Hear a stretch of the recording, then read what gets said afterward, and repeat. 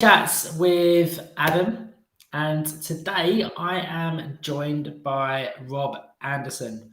Now, Rob is currently inside the program, he's inside the Back in Charge blueprint, and we're just going to be having a conversation about why he decided that he joined why would he would decide to join the Back in Charge blueprint, and also how he's finding it, and also what results he's seen so far.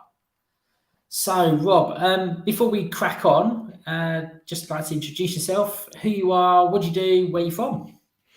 Yeah, sure. So I'm Rob Anson. I'm the managing director at BKO Consulting, which is a company I founded about 5 years ago.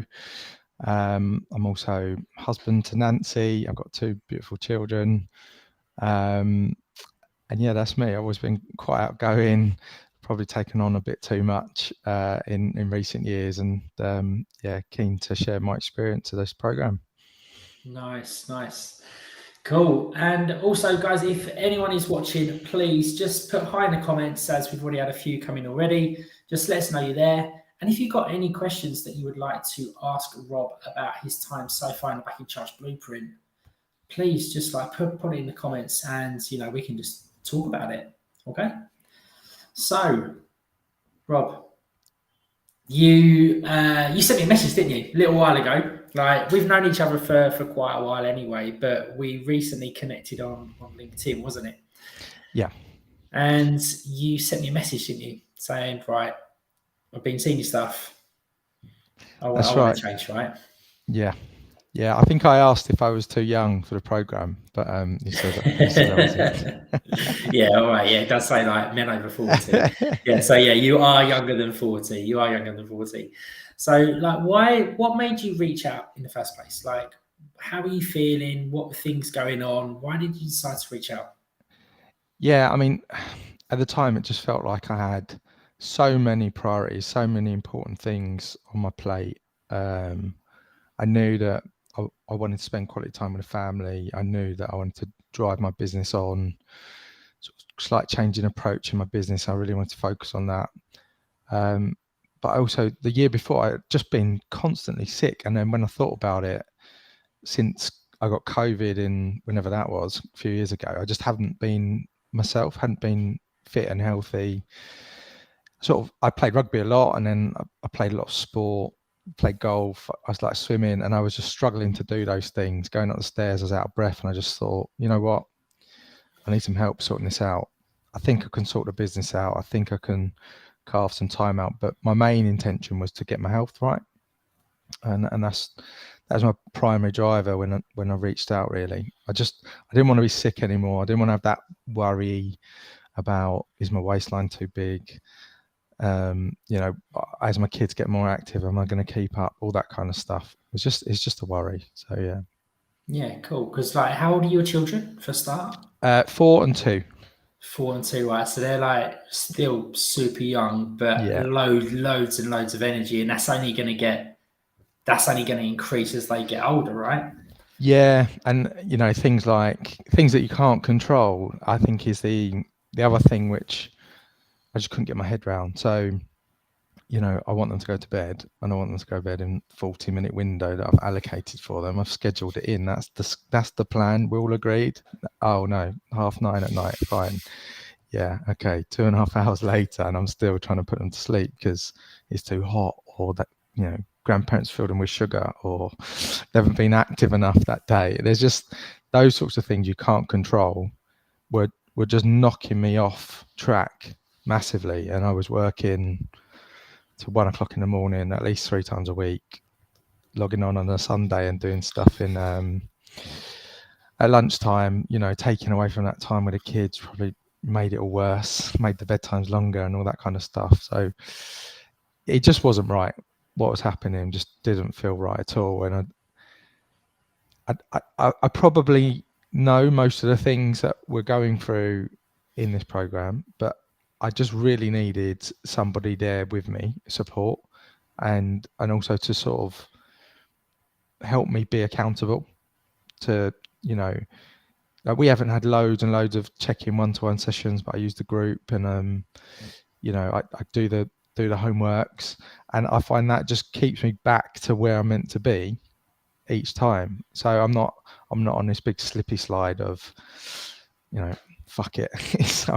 It's Thursday and I need a drink and I'm gonna get drunk which Thursday and I'm gonna is quite normal, right? Let's be honest. Like when you got kids and they're not going to bed, and then we then get sometimes we're like, just go to bed, but they just want to, sit up, but they don't know that once they're asleep, you're then going back to work to do work, aren't you?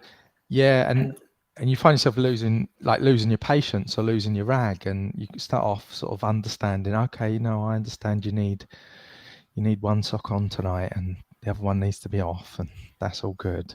And then you're like, just go to sleep. yeah, like we all go That's through no that. good, We is all go it? through that. No, but that's the thing, right? But that's the thing. It just has a knock on. So then you then get irate, and then you then get frustrated. But when we then get frustrated, this is when we then start to make poor choices. I want to think back, like Yeah, to how things were. Like it'll be like you said, it's not even Thursday, and you're looking for a drink because you're feeling stressed. yeah, yeah, exactly. And I think that happened during COVID a lot during COVID, and also not going out means that I work from home a lot, and it sounds like you feel like you're stuck. So you're just looking to escape. I think is that sort of realization that why am I doing that? I don't feel good after it. It's not even that satisfying when you do it. So, and you on Friday you're hungover and you finished your week, so you have another drink, or Exactly. let's go out Saturday. Oh, we can't find a babysitter. Let's just have a few people around and just have another drink, and you end up in this horrible cycle of why am I doing this? I feel horrible, Yeah. and you want to look after yourself. Because Yeah, that's what you're saying as well. Like you know that you were fed up of being sick. You were fed up of how you were feeling. yeah. Yet you're in that cycle of still doing the things that make you feel like that. Yeah, absolutely. And I've got asthma, so it's my asthma is. I think everyone has a organ in their body that when they get sick, that gets most affected, right? You either get bad sinus or you get. But I was getting bad asthma, but my skin was bad as well. And you'll see, like in my first photos, I just had chicken pox. I've already had chicken pox. You're not meant to get it again. My kids get chicken pox. I get chicken pox. I was so run down. My immune system was low. The drinking probably wasn't helping. I wasn't doing any of the good stuff that I know you're meant to do. And yeah, it's just it couldn't come at a better time for me, really. To be honest, I felt a bit lost. Felt a bit Yeah. like I was not giving 100% to anything, really. No, because that's the thing. When you're not feeling your best, when you're feeling run down, when you're tired, you're stressed, you can't give 100% to anything else. Yeah, and that was the other thing. Like my symptoms were awful. If you look back at it, if I look back at it now, like I was constantly sick. My skin was bad. My asthma was terrible. And I was having to have a nap during the day. That's what I remember you saying. I was just going. I was like, I felt really overwhelmed, felt stressed, and then I was just going upstairs at lunchtime having a break, and going to sleep for 40 minutes. Which it's just awful, really. If you wrote all those things down, you'd be really concerned about that person, wouldn't you? Yeah, but the thing is though, like people just think that's normal, like don't they? Yeah. Because that's what the majority of people, the majority of the population are sick. The majority of the population do have poor immunity, but because the majority of people do, Yeah. then people go, oh, that's normal. And you know what? The other frustrating thing was, and I'll sort of answer Andy's question on there as well, Yeah, is cool. that in what I do, I build high performing teams. I build out of crisis or out of urgency teams that can deliver really quickly, precisely, accurately. And I was looking at myself thinking, you're just suboptimal, mate. you shouldn't be in my team. And so, frankly, I just wasn't dealing with the stress, and it was snowballing in all directions. And I've learned some things in the program now, which, obviously I'm not perfect 100%, but some of those sort of root causes of some of that stress, it's been quite interesting to sort of understand and explore. Like we spoke about it in one of the last group sessions about procrastinating, and the time that I would spend, thinking about the things that I needed to do, giving myself more time because I can do it quicker than that.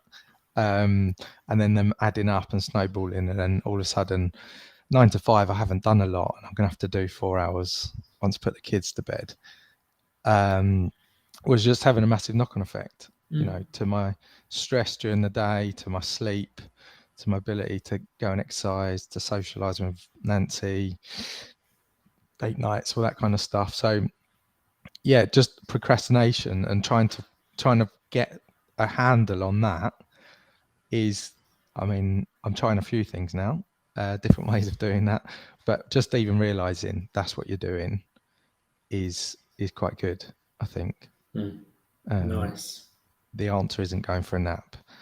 Look, naps have their place, and if needs be, then yes, like go and have a quick 20-minute nap, but don't go and have a 2-hour nap because that's asleep. Yeah, and then that then just has a knock-on effect later on in the day. I think there's why you're doing that as well. Like, I agree. I'm good at napping. I can nap anywhere. But it's why am I doing that? Is it because I need to be fully focused for this afternoon, or I got up early and I've worked really hard and I just need to mentally recharge? That is one of the options now, but also the sort of meditation has been brilliant. That was one of the things I thought I'd never do. Like, I was the guy who'd be grinding his teeth in the yoga class. At the end, like, why can't I just leave now? Can't I go home? This is doing my den. Yeah. We're not doing anything. Like, this is not productive.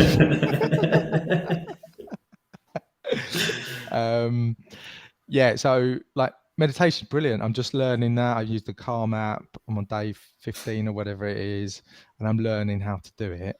And I just about get through those steps. But it's also, I find it a way of sort of recharging. And if I end up napping at the end of that, perfect. Fine. But also get my kids on it. So we do the kids' sleep stories, which are kind of tailored towards a bit of meditation, aren't they? And kids absolutely love it. They get to pick their story and then plays through the speaker, and it's all that kind of magic. So yeah, it's good. Those sort of habits are spreading now into my family as well. Nice. So yeah, that's been really eye-opening. That nice. I didn't think that would be part of this program, if I was being honest, and I didn't think of it as a coping mechanism for some of the things that were happening. But yeah, really key. And it's also quite nice to do something which I'm a complete novice at, and know that I can get better at it, and there's no pressure on when I do it. Yeah, so I'm at the beginning of that journey, and I can sort of see myself wanting to get better and better, and there's levels and levels and levels and so on. So yeah, it's good. Nice. Good. So I just got a quick question for you. Like, when we initially spoke, like, did you have any apprehension about joining the program? Yeah, so to be honest, like, we knew each other through we both studied together, didn't we, from similar topic. And I kind of I always had this perception of, I know it, which is ridiculous because that is however many years ago, and I stopped being involved in exercise and sport 7-8 years ago. So why would I know it? But I've always had that thought of, well, I know how to do that. I'm not sure, why would I join something that I already know about? And to be honest, I really just joined for the support, to have somebody alongside me. Like, it's so powerful, isn't it, to say, we are going to do this. It's not that you're going to carry me, but you would be there, and that was all I needed, really. That's why I joined. Obviously, it's so much more than that. And I didn't know everything about nutrition, and I didn't know everything about exercise or my mental well-being or health.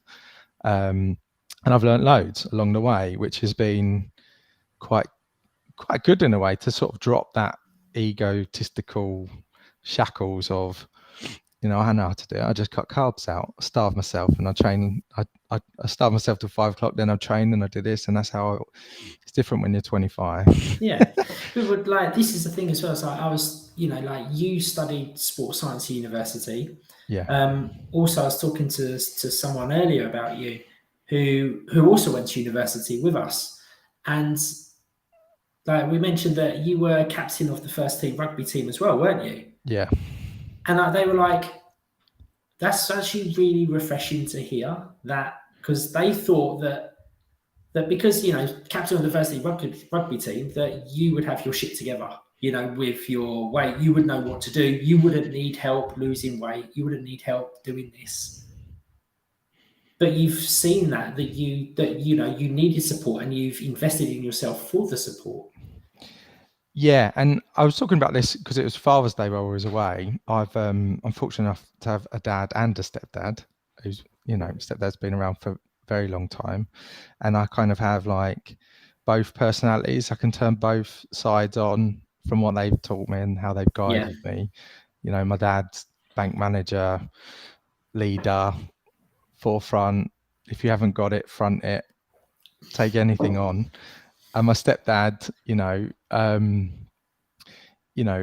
very, very intelligent in terms of engineering, but found difficult to read. So always was the perpetual beginner and would always ask for help, even if he didn't really need it. And I find myself, I was definitely in my my dad's mode of fronting it. Just front this, you'll get through it. And it was, sort of my stepdad's side of saying, actually, you probably need some help, don't you? Why don't you ask for help? And that's, it's tough, isn't it? I think I'm lucky that I've always sort of had that guidance of never be the expert. If you're the expert, you don't get the help. Go and ask for help. You'll learn quicker. So yeah, I think that's what made me reach out. That's good. Yeah. So like let's talk, right? So you've been in the program for a little while. Mm-hmm. What's been your what's been like your biggest win so far, would you say? Because you've lost a good amount of weight so far, but what's been like your biggest win so far?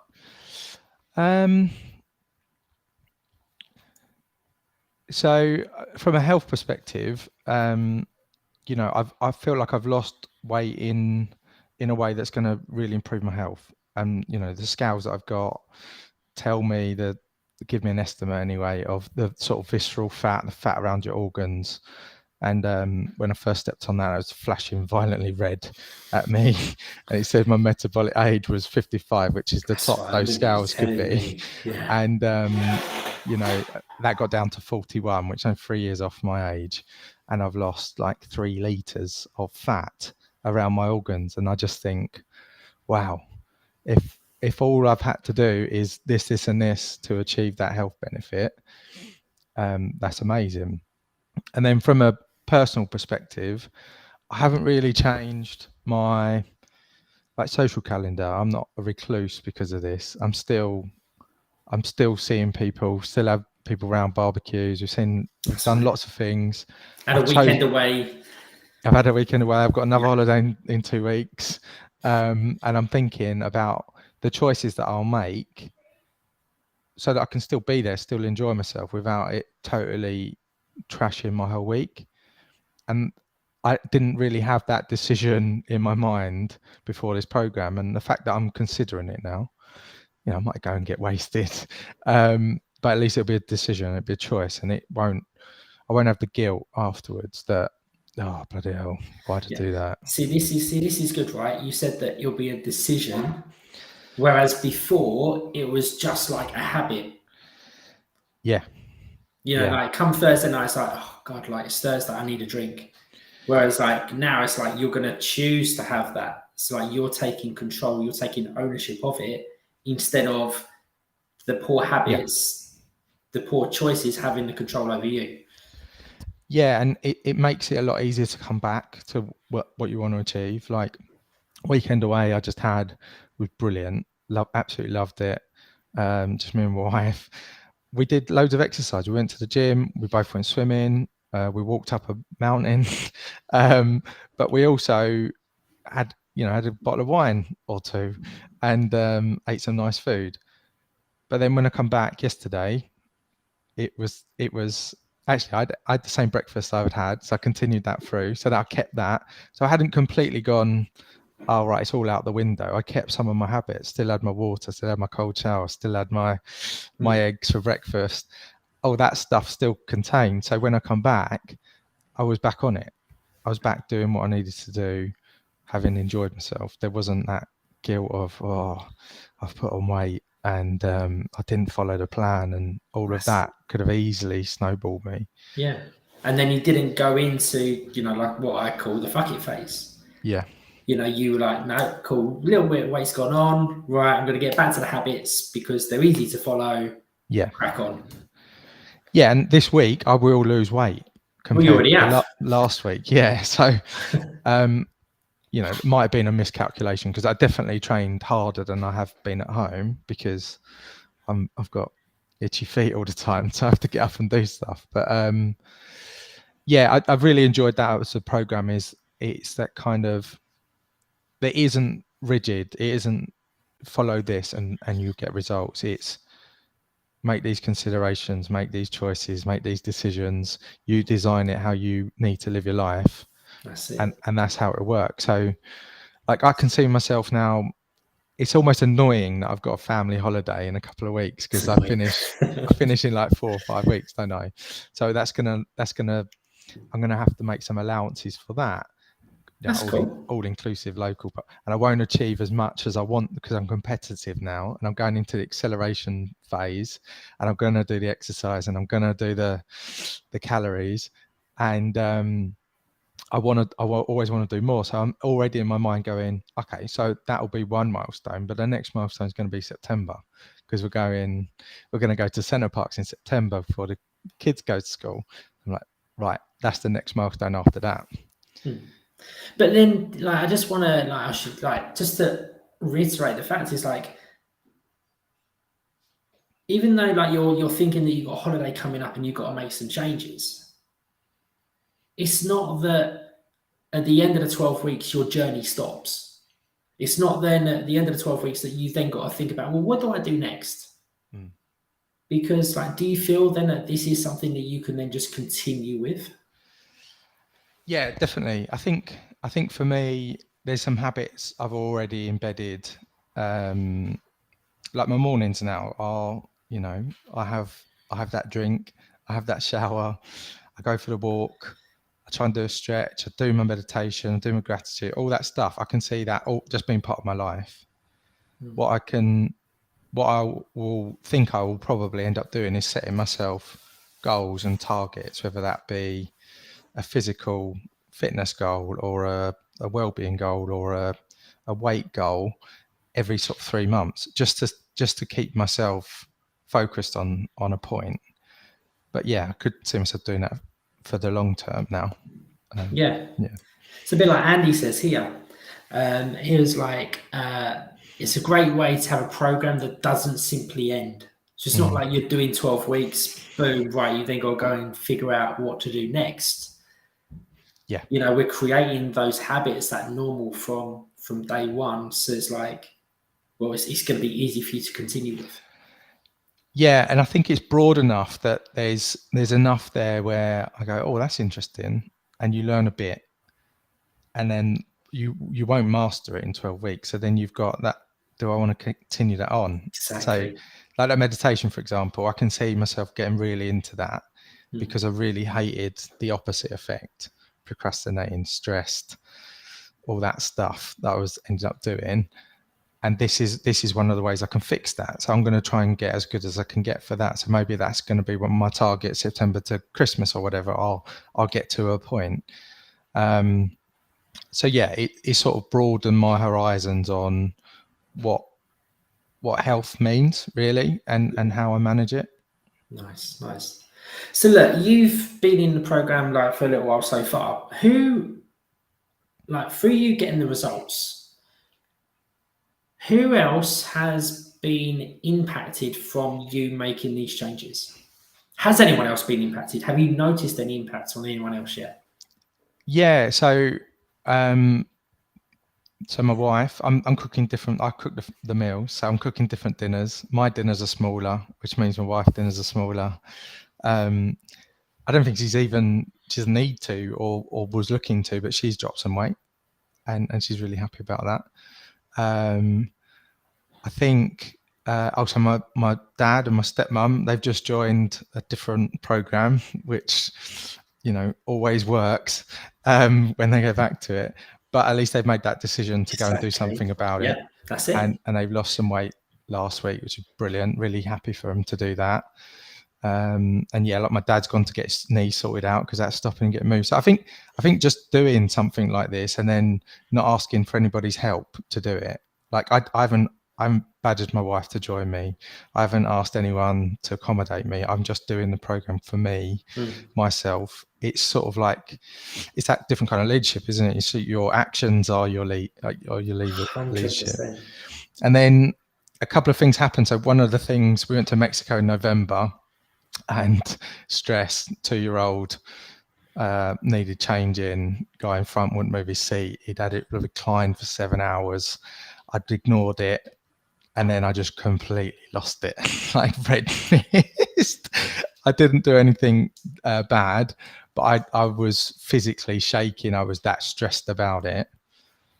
We're delayed on our flight home Sunday, and the guy behind me is more bereaved that I haven't been served while we sit on the runway to get my can of Coke and whatever else, because I'm just a bit more relaxed and a bit more, I had opportunity just to reflect on this situation. Do I really need to be losing my rag about it? Which is great, right? That's so good. And I ordered, a Diet Coke and some snacks, and I didn't order 4 bottles of wine and a couple of beers. So yeah, it definitely impacted, and I think that's going to help with my kids and stuff as well. That bit about putting them to bed and they want something else. They're noticing that I'm more available. I'm there for them. They can, they both want to play with me at the same time now, which is good. Amazing. That's really, really good. Really, really good. Cool. So, if you were like speaking to someone, if someone's watching this and they can resonate, like to being a dad, running their own business, always ill with illnesses, and just feeling like, oh God, like how you were feeling. What would you say to those people that are watching, that could be watching this video? I think just making a decision to do something which improves your health is a massive relief. I found it anyway. And then from that relief, you start then building your skills, your confidence, and you start getting results. My first few results, I just couldn't understand why that was happening, because I didn't feel like I was doing anything different. Obviously I was. And I haven't even finished the program yet, and I'm pleased with what I've got. So just make a decision. It's a yes or no sort of thing, isn't it? Do you want to improve your health or not? And you'll feel better either way. Just make the decision. Nice, cool. So look, if anyone is watching this and they would like to, know more information about the Back in Charge Blueprint, about what we do, and also would like to make a change, please just send like myself or Kerry a message and just say, coffee and chats, or we can just have a chat about it. Also, Rob, if anyone watches this and would like to send you a message and ask you some questions, are they cool to do that? Yeah, of course. If it's about the program or anything else, just drop me a message. You'll find me on LinkedIn. Probably is the best place to find me. Yeah, cool. Nice one. So Rob, thank you for joining us, and it's great. I'm really excited for you. You had a great result so far. You've been away. You've had holidays. You've had barbecues. Yeah. Your weight went up at the weekend, but you've already got it back down. And that is showing that what we're doing in the Back in Charge Blueprint, you're understanding and, you're learning, so you're not just reacting and then just going dropping it. Like, it's like you're getting the things in place for long lasting results. So again, thank you for coming on. Thanks for having me. And I'll speak to you soon. Thank you.